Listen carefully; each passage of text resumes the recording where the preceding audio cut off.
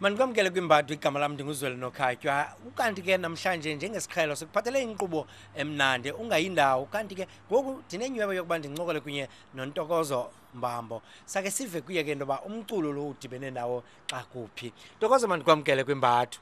Ngiyabonga kakhulu ba. Khawusixelele ke udibene nawo phi ke ngokumculo ukuba ucule professionally ube imvumi yaye ude urekhode norekhoda. Khasihakha uhambe nathi kuloo ndawo.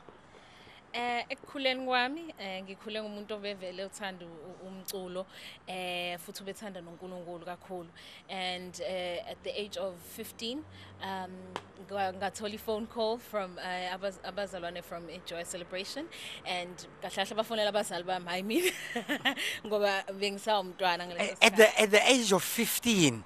Yebo, 50. Wow.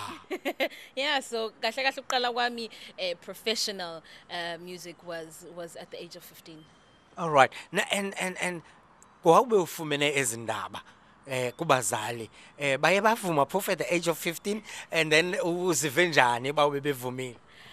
Bavuma kodwa bangihlalisa phansi ngoba abazali bami babazali aba strict ngalendlela le exakile. Bangihlalisa phansi bangitshela futhi ukuthi as much as we know ukuthi uthanda umculo and this is what you want to do, but kodwa futhi nesikole sibaluleke kakhulu, so wenze sure ukuthi the more you succeed kwa music nasesikoleni kufanele kufane, akufanele kube khona la khona khona okulekhaya or khona okulimalayo because of the other, so you have to make sure ukuthi lezi zinto zombili ziyahambisana constantly. Kwaba lula kanye kwaba nzima kanjani ukwenza oko kuba kwelinye icala uyafana nomuntu osebenzayo, kwelinye icala usesesikolweni uyafunda? Akubanga lula kakhulu kodwa a Joy Celebration bangivumela futhi ukuthi ngiye esikoleni obviously, and into eyangisiza ukuthi ngaleso sikhathi kwakurehezwa during ama school holidays, so nama concerts akhona ayeba ngama weekends, and so mina okwami ukuthi kwakufanele ngenze sure ukuthi mangasekho neJoy asifanele ngenze sure ukuthi I get extra classes, whether it's ukufonela umngane othize obese classini ngithi ngicela ungitshela ukuthi kade kwenziwane esikoleni for these past few days, and get extra lessons ngoba ideal yami nabazali bami kufanele ngenze sure ukuthi I do my part. Na ufika ku Joy Celebration inabantu asele besaziwa emculweni, nako ufika una 15 years uzogudla amagqalaba kunye nabo, uziva kanjani? Didn't you want ukuba ucele i-autograph?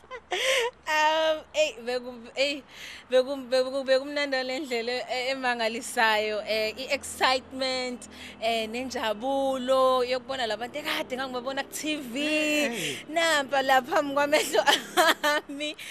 Ngempela yazi zonke lezo zinto zimane zenza ukuthi ubone ngempela ukuthi uNkulunkulu uyaphila and mkhulu, yabo kwaba yisibusiso ngempela. Your highlights or something that stands out for you ngexesha usebenza kunye neJoy Celebration, yeyiphi into oqonda ukuthi this i-memory yokuhlala ikuwele? I think a highlight would have to be the very first day that I arrived at the rehearsals. I think Leo moment was just so amazing. You know, it was a moment I cherish it in my heart. Kwagona nje lokuthi ngumntwana omncane na 15 and uzobekwa among giants in the gospel music industry. So for me, that moment, that first day at rehearsal would have to be the highlight for me. Wow. Oh, anyway, Ntokozo, enkosi kakhulu ngexesha lakho, enkosi ngoba uncokole kunye nathi. Ngiyabonga kakhulu baba. Enkosi.